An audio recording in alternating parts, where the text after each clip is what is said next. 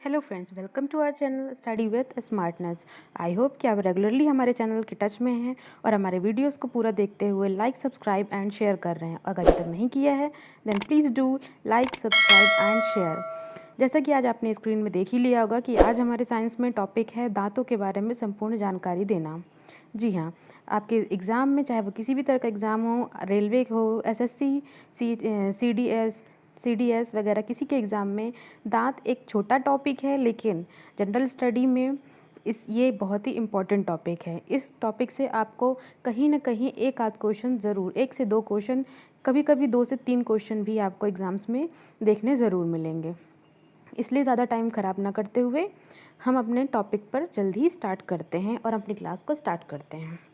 चलिए देखते हैं कि दांत के बारे में आज हम क्या पढ़ने वाले हैं। इसमें हमारा पहला क्वेश्चन है कि दांतों के अध्ययन को क्या कहते हैं। जी हाँ, दांतों के जो अध्ययन होता है इसके अंतर्गत जो हम दांतों के बारे में जो भी पढ़ाई करते हैं, उसके बारे में जानकारी लेते हैं, उसके अध्ययन को हम क्या कहते हैं। आपके फर्स्ट ऑप्शन है पीसी कल्चर, सेकेंड ऑप्शन है सेरिकल्चर, थर्ड ऑप्शन है ऑर्थोलॉजी और फोर्थ ऑप्शन है ओडेंटोलॉजी। जी हाँ, तो इसका सही आंसर है ऑप्शन 4 ओडेंटोलॉजी। जी हाँ, दांतों के अध्ययन को हम कहते हैं ओडेंटोलॉजी। चलते हैं नेक्स्ट क्वेश्चन की ओर। आपका नेक्स्ट क्वेश्चन है निम्न में से क्या दांतों का एक प्रकार नहीं है। यहाँ पर हमसे पूछा जा रहा है कि निम्न में से 4 जो ऑप्शन दिए हुए हैं उनमें से एक है जो दांतों के प्रकार में नहीं आता है। ऑप्शन देख लेते हैं पहले। आपका फर्स्ट ऑप्शन है गर्ददंती, जिसे इंग्लिश में कहते हैं कोडोन। ऑप्शन बी है द्विवार दंती, ध्यान से सुनिएगा, द्विवार दंती, जिसे इंग्लिश में कहते हैं डाइप्टोडोन। ऑप्शन सी है हमारे सामने समदंती, हेक्सोडोन। और ऑप्शन डी है विषमदंती, मतलब हेट्रोडोन। तो इन सब में आपका सही आंसर है समदंती, हेक्सोडोन या विषमदंती नाम से कोई भी प्रकार दांतों में नहीं पाया जाता। हमारे दांतों में सिर्फ 3 प्रकार पाए जाते हैं। पहला गर्ददंती कोडेंट, दूसरा है द्विवार दंती डाइप्टोडेंट और तीसरा है विषम दंती हेट्रोडोन। याद रखिएगा, ये बहुत ही इंपॉर्टेंट क्वेश्चन है। चलते हैं नेक्स्ट क्वेश्चन की ओर। हमारा नेक्स्ट क्वेश्चन है सामान्य प्रकार से दांतों का पृथक्करण कितने भागों में किया गया है। सामान्य प्रकार से जो दांतों का पृथक्करण हम जो बेसिकली पूछते हैं, तो उसमें हम क्वेश्चन पूछा जा रहा है कि सामान्य प्रकार दांतों का पृथक्करण कितने भागों में किया जाता है। ऑप्शन ए है 4 भागों में, ऑप्शन बी है 5 भागों में, ऑप्शन सी है 6 भागों में या फिर ऑप्शन डी 7 भागों में। तो इसका सही आंसर है ऑप्शन ए 4 भागों में। सामान्य प्रकार से दांतों का पृथक्करण 4 भागों में किया जाता है। नेक्स्ट है दांतों के पृथक्करण में इनमें से कौन शामिल है। देखिए इस क्वेश्चन में आपके पास 5 ऑप्शन दिए हुए हैं और पूछा गया है कि दांतों के पृथक्करण में कौन शामिल है। ऑप्शन ए है कृतंक, इसे इंग्लिश में कहते हैं इंसीजर। ऑप्शन बी है रत्नक, कैनाइन। ऑप्शन सी है अग्रचवर्णक, प्रीमोलर्स। और ऑप्शन डी है चवर्णक, मोलर्स। और ऑप्शन ई है ऑल ऑफ द अबव। जी हाँ, इसका सही आंसर है ऑल ऑफ द अबव, क्योंकि जो ऊपर चारों ऑप्शन दिए हुए हैं हमारे पास, इंसीजर, कैनाइन, प्रीमोलर्स और मोलर्स, ये सभी मिलकर दांतों का एक सेट तैयार करते हैं। किसी भी मनुष्य में ये चारों प्रकार के दांत पाए जाते हैं और उनसे मिलकर हमारे मुख के अंदर हमारा जबड़ा तैयार होता है। चलते हैं नेक्स्ट क्वेश्चन की ओर।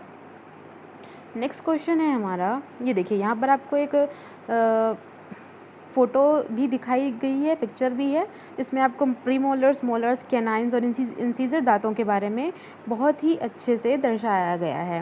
ये आपके इंसीजर दांत जो होते हैं वो आपके अग्रभाग में पाए जाते हैं, ठीक है, ऊपर और नीचे दोनों साइड। ये दोनों तरह का बताया गया है, ऊपर और नीचे। इंसीजर दांत ऊपर और नीचे दोनों साइड पाए जाते हैं, उसी के जिसे हम अपर जॉ कहते हैं, और ये लोअर जॉ, अपर जॉ और लोअर जॉ।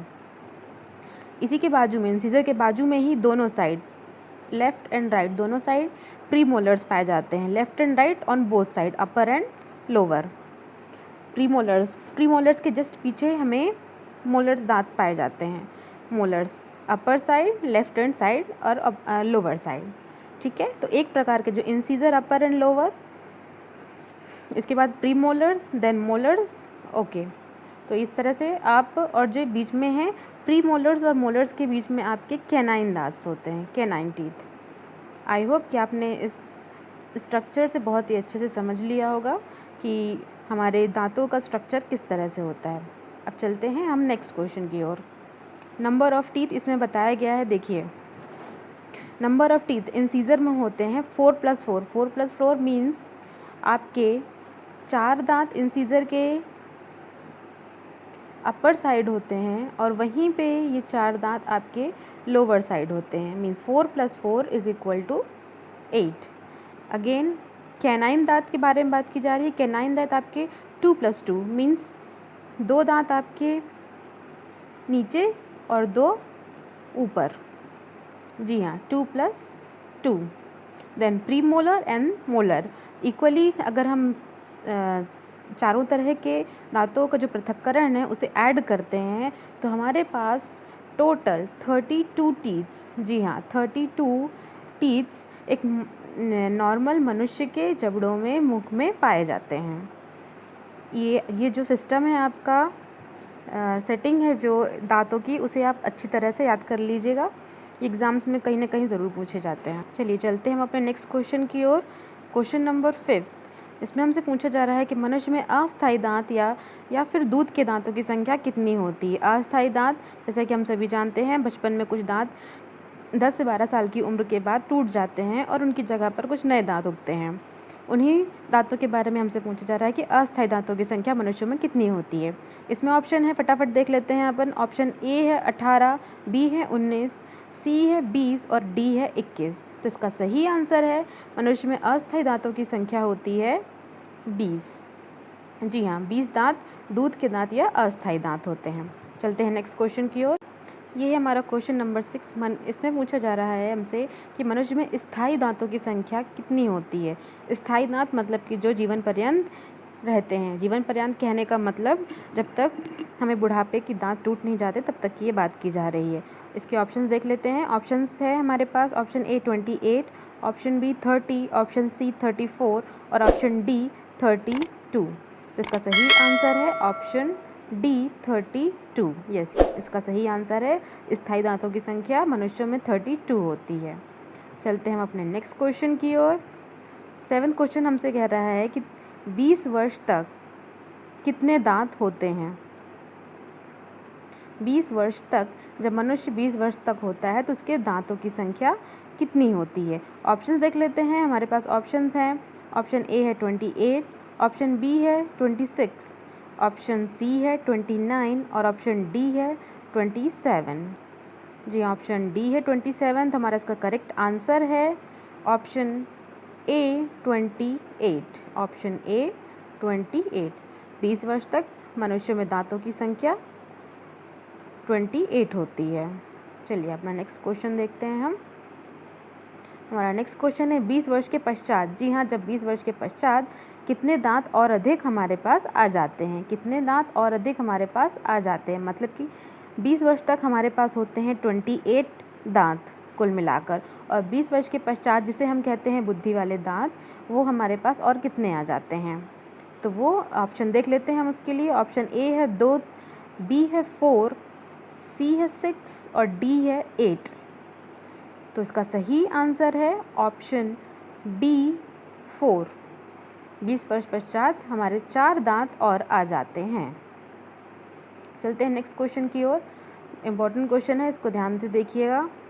हमारा 9वां क्वेश्चन है, हाथी के जो दांत दिखाई देते हैं वो कौन से हैं। देखिए, हाथी के जो 2 दांत बाहर हमें दिखाई देते हैं उनके बारे में पूछा जा रहा है कि वो कौन से दांत होते हैं। ऑप्शन ए है आपका इंसीजर, ऑप्शन बी है कैनाइन, ऑप्शन सी है मोलर और डी है प्रीमोलर। इसका करेक्ट ऑप्शन है, करेक्ट आंसर है आपका ऑप्शन ए इंसीजर दांत। हाथी के जो दांत हमें दिखाई देते हैं वो होते हैं इंसीजर दांत। जी हाँ, चलते हैं आज के हमारे इस वीडियो के आखिरी क्वेश्चन की ओर।